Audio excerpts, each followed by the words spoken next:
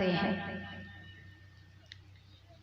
देखिए, परमात्मा कहते हैं कि आप उसी चीज का उपयोग कीजिए जिससे कि आपको पुण्य का लाभ हो।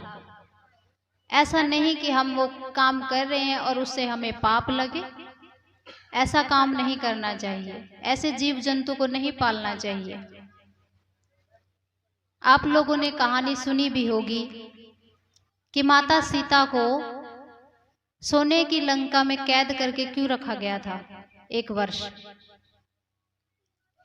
इसकी भी एक कहानी है, कथा है। जब माता सीता अपने यौवन अवस्था में थी तो अब राजकुमारी थी, उनके तो अपने ही बगान होते हैं खेलने धूपने के, राजाओं महाराजाओं के। अभी भी जमींदार लोग होंगे, उनके अलग ही पार्क होते हैं, उसी में उनके बच्चे खेलते धूपते खाते पीते हैं। तो जब माता सीता अपनी यौवन अवस्था में थी तो अपनी सखियों के साथ घूमने गई थी बाग बगीचे में। सुना कि एक तोता और एक तोती आपस में बात कर रहे थे। माता सीता सभी भाषाओं का ज्ञान रखती थी, वो खुद लक्ष्मी स्वरूपा थी तो उनको सब पता होगा। तो वो राम और सीता की कहानी सुना रहे थे। जो तोती थी वो सुना रही थी। इसको सुनने में बहुत अच्छा लगा कि राम सीता की कहानी सुना रहे हैं। एक काम करते हैं, इसको मैं पकड़ के ले जाके घर में रखती हूँ, वहां पर ये मुझे रोज कहानी सुनाएगी। तो जो वो तोती थी वो गर्भवती थी। जो तोता था उन्होंने बहुत अनुनय विनय किया कि देखिए राजकुमारी, आप यहीं आके कथा सुन लिया कीजिए। मेरी पत्नी गर्भवती है, उसको क्या कष्ट होगा, क्या खाना है क्या नहीं खाना, उसका सारा ध्यान मैं रखता हूँ।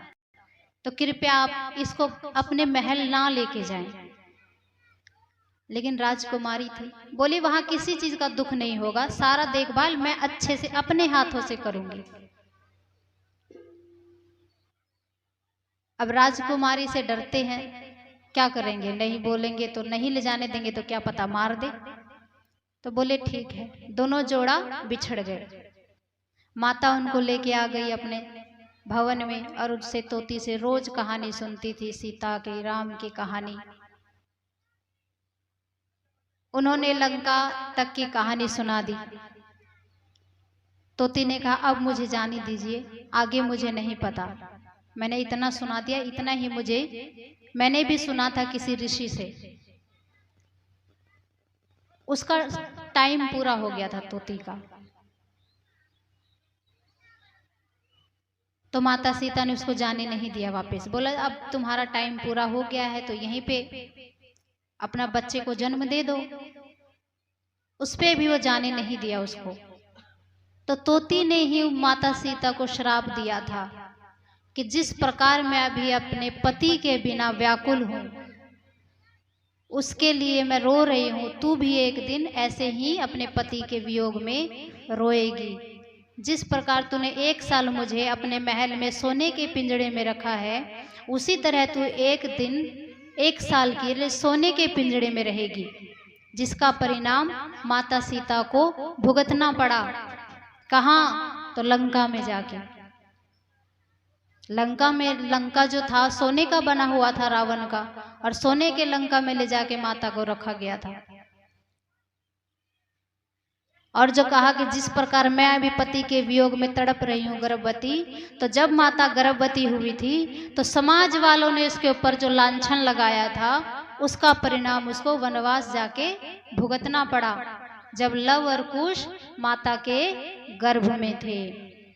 तो कहने का तात्पर्य यह है कि जो कर्म हम लोग करते हैं उसका फल हमें भुगतना पड़ता है, वो भी इसी जन्म में। आजकल लोग कहते हैं मर जाएंगे, कौन देखा है, किसने देखा है? लेकिन मरने से पहले भगवान उस चीज को दिखा देते हैं कि तुमने पूरे जन्म में क्या किया है, उसका फल अभी लो, जो बचा खुचा होगा वो अगले जन्म में लो, भुगतना तो आप ही को पड़ेगा। किसी ऑफिस में हम लोग अकाउंट्स को रखते हैं, अकाउंटेंट को रखते हैं, उसका सारा लेखा जोखा उसके पास होता है। किस में रखते हैं? अपने कंप्यूटर में, सिस्टम में। बड़े बड़े कंपनी में आप लोग जाएंगे तो देखेंगे कि अकाउंटेंट होता है, क्या आया, क्या गया, क्या ऑर्डर किया, क्या मेल किया, क्या रिसीव किया, क्या डेबिट किया, क्या क्रेडिट किया, वो सारा डाटा अपने कंप्यूटर में एकत्रित रखते हैं। और मालिक जब उसे पूछते हैं कि इस फलाने आदमी का हिसाब बताओ, तो एक बटन दबाया, एंटर किया और उसके सारा डाटा निकल के बाहर आ जाता है। तो वही हम लोग जो जो कर्म कर रहे हैं, चाहे अच्छा हो बुरा हो, किसी को दुख दे रहे हैं, खुश हो रहे हैं, दुखी कर रहे हैं, हम ही खुश हो रहे हैं, वो सारा डाटा यमराज के कंप्यूटर में ऐड हो रहा है। और जिस दिन हम इस शरीर का त्याग करके जाएंगे, उस दिन हमारा लेखा जोखा सामने आएगा। तो हमें ऐसा कर्म बिल्कुल नहीं करना चाहिए जिससे के लिए आगे पछताना पड़े। अभी हम लोगों ने भजन में सुना कि मानुष जन्म फिर के आना नहीं है, बिना ज्ञान के मोक्ष पाना नहीं है। किस बिहाफ पे कह रहे हैं हम कि मानुष जन्म नहीं आएंगे? या तो हम गलत काम कर रहे हैं क्योंकि हमें पता है कि गलत काम का नतीजा गलत ही होता है। झूठ बोल रहे हैं, चोरी कर रहे हैं, नशा कर रहे हैं, हिंसा कर रहे हैं, निंदा कर रहे हैं, चुगली कर रहे हैं, तो इसका परिणाम यही होगा कि मानुष जन्म तो मिलने से रहा।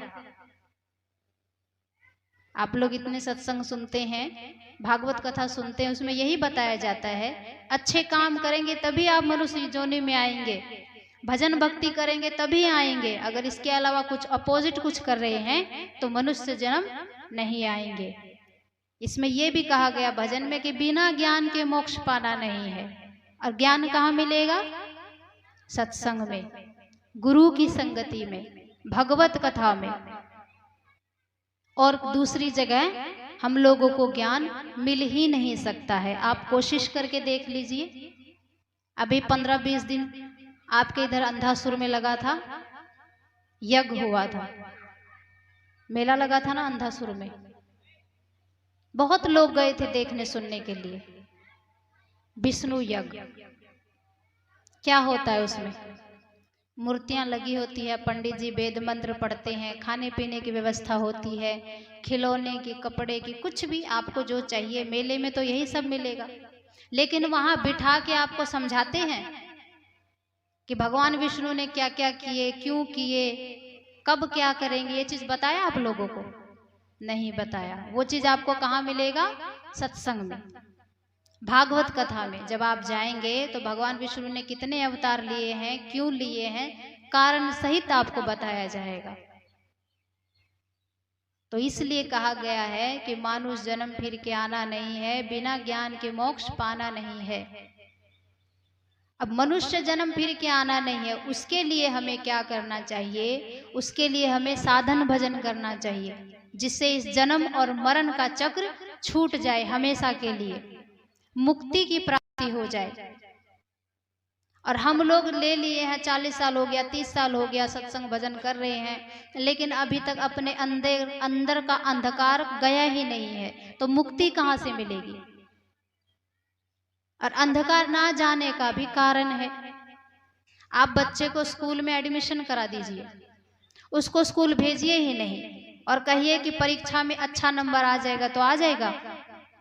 नहीं आएगा। उसके लिए उसे पढ़ना पड़ेगा, प्रैक्टिस करनी पड़ेगी, तभी उसके अच्छे अंक आ सकते हैं। उसी तरह से हम लोगों ने जो गुरु महाराज से दीक्षा लिया है, शिक्षा लिया है, उस पे हमें अमल करना पड़ेगा। उस चीज को हमें करना पड़ेगा। तो मैं बता रही थी आप लोगों को कि हम लोगों को दीक्षा लिए हुए कई साल हो गए हैं, लेकिन परिवर्तन कुछ नहीं है हमारे अंदर। मैंने देखा है बिहार में, जब भी आती हूँ मैं देखती हूँ सत्संगी सबको भजन भक्ति साधन करते हैं, ठीक है, अब क्या करते हैं ये तो पता नहीं, क्योंकि उनमें परिवर्तन तो कुछ दिखता नहीं है। कहीं 4 बुजुर्ग अगर बैठ गए तो दूसरों की निंदा तुरंत शुरू हो जाती है, चाहे वो माताएं हो या फिर बाबूजन हो, कोई भी हो। प्लस ये भी मैंने देखा है कि सत्संगी सबका नाम दाम लेके भी वो लोग खैनी खाते हैं, तंबाकू, अब किस गुरु ने उनको बताया है कि खैनी खाइए रगड़ रगड़ के बढ़िया से, उससे नहीं होता है तो शेखर खाते हैं, उससे नहीं होता तो बीड़ी पीते हैं। जब आप लोग नशा करते हैं तो दीक्षा क्यों लिए, किस खुशी में? ऐसा तो नहीं है कि मेला में गए, किसी को देखा जलेबी लेते हुए तो हम भी ले लिए, ऐसा ही है। तो कहने का तात्पर्य यह है कि जो हम लोगों को मनुष्य का शरीर मिला है उसको अच्छे से उपयोग कीजिए। रामचरितमानस में हमने ये भी पढ़ा कि साधन धाम मोक्ष कर द्वारा पाई न जेही परलोक सवारा, कि जो साधन धाम का क्रिया है, प्रक्रिया है, युक्ति है, सब हम इसी मनुष्य शरीर में कर सकते हैं। इसके अलावा किसी और शरीर में हो ही नहीं सकता है। अभी हमारे पीछे गाय भैंस खड़ी है लेकिन उसको समझ में नहीं आ रहा है कि यहाँ क्या हो रहा है, लेकिन पीछे जो खड़े ही हैं, चलो बच्चे ही हैं, खड़े हैं, बैठे हैं, उनको पता है कि यहाँ सत्संग हो रहा है, सुन रहे हैं, कुछ ना कुछ तो समझेंगे। 100 में से एक बात तो आएगी समझ में कि हाँ ये बोला गया। तो मनुष्य का जो शरीर हम लोगों को मिला है इसकी उपयोग अच्छे से कीजिए, क्योंकि समय नहीं है। और मैं अपनी वाणी को यहीं विराम दूंगी। बोलिए प्रेम से श्री सद्गुरु महाराज की।